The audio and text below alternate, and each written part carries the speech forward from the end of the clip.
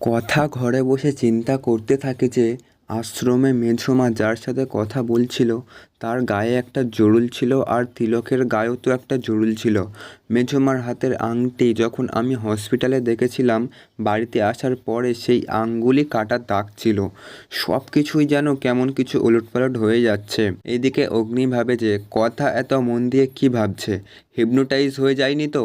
কথা মনে মনে ভাবে যে এই ব্যাপারে কথা বলতে গেলে অনেকটা প্রমাণ জোগাড় করতে হবে।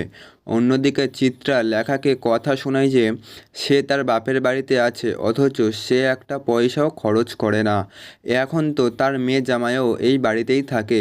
তখনই কথা এসে প্রতিবাদ করে যে আমার দা ভাই কিন্তু বাড়ি ভাড়া দিয়ে এই বাড়িতে থাকে। তারপরে চিত্রার শাড়ি দেখে কথা চিত্রাকে জিজ্ঞাসা করেই ফেলে যে তুমি কি কোনোভাবেই কফির দোকানে গিয়েছিলে। তখনই চিত্রা ভয়ঙ্কর রেগে যায়, প্রচণ্ড চিল্লামিল্লি করে কথাকে বলে যে তোমার সাহস কি করে হয়, তুমি আমাকে একের পর এক প্রশ্ন করে যাচ্ছ।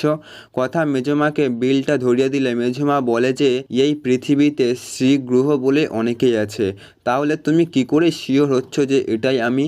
তারপরে কথার গায়ে হাত তুলতে যাবে সেই সময় অগ্নি এসে বলে যে কথা তোমাকে যাই বলুক না কেন তুমি কিন্তু ওর গায়ে হাত তুলতে পারো না। এরপর অগ্নি কথাকে ডেকে পাঠায় আর বলে যে বন্ধুত্বের গোল্ডেন রুলস কী কী হয় তুই কি জানিস, যা এক্ষুনি একটা ডায়েরি নিয়ে আয়। তারপরে কথাকে বলে যে লিখতে শুরু কর, বন্ধুত্বর মধ্যে ট্রাস্ট হচ্ছে সব থেকে ইম্পর্টেন্ট জিনিস।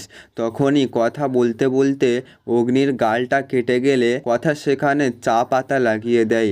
অন্যদিকে মেঝমা ম্যান্ডিকে বলে যে এইবার কিন্তু লক্ষ্মী মেয়ের মতো তোমাকে ব্লাইন্ড স্কুলে ক্লাস করতে হবে আর আমাকে দেখতে হবে যাতে তোমার রিপোর্টগুলো তাড়াতাড়ি চলে আসে। পরবর্তী পর্বে কথা নীলাদ্রিকে বলে যে মেঝমা যখন স্নান করতে যাবে তখনই তার ফোন থেকে সমস্ত ডিটেলস আমাদেরকে ল্যাপটপে নিয়ে দেখতে হবে যে সে বিলটা পে করেছিল কিনা। তো বন্ধুরা, কথা সিরিয়ালের নেক্সট এপিসোড দেখতে গেলে চ্যানেলটিকে সাবস্ক্রাইব করুন।